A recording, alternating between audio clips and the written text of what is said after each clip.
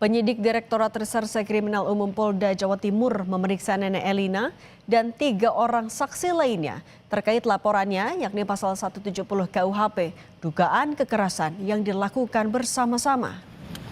Dengan didampingi tim kuasa hukumnya, Nenek Elina Wijayanti menjalani proses pemeriksaan sebagai saksi bersama 3 orang lainnya yang menghuni rumah sebelum dirobohkan di Dukuh Kubukan, Sambikerep, Surabaya. Dalam pemeriksaan ini, pihak pelapor dan tim kuasa hukum membawa sejumlah alat bukti.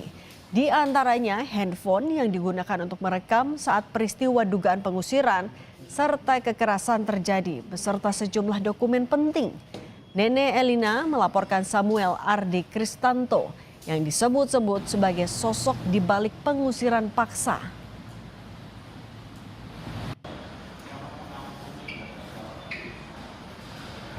2025, 5 Agustus itu malam ada yang mengklaim katanya seolah-olah pernah membeli dari Bu Elisa tahun 2014.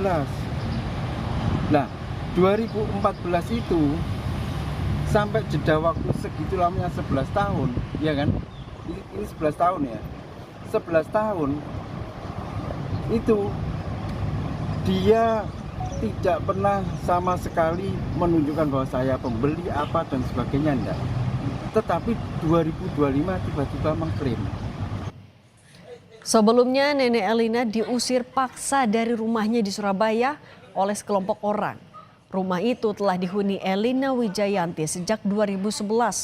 Namun pada awal Agustus lalu, rumah itu didatangi sekelompok orang yang mengklaim lahan telah berpindah tangan.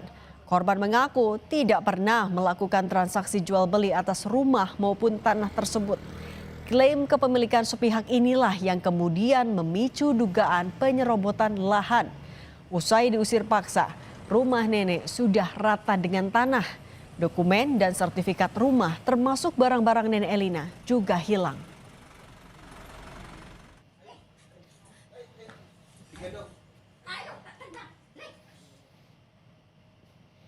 Kita ke informasi lain, diduga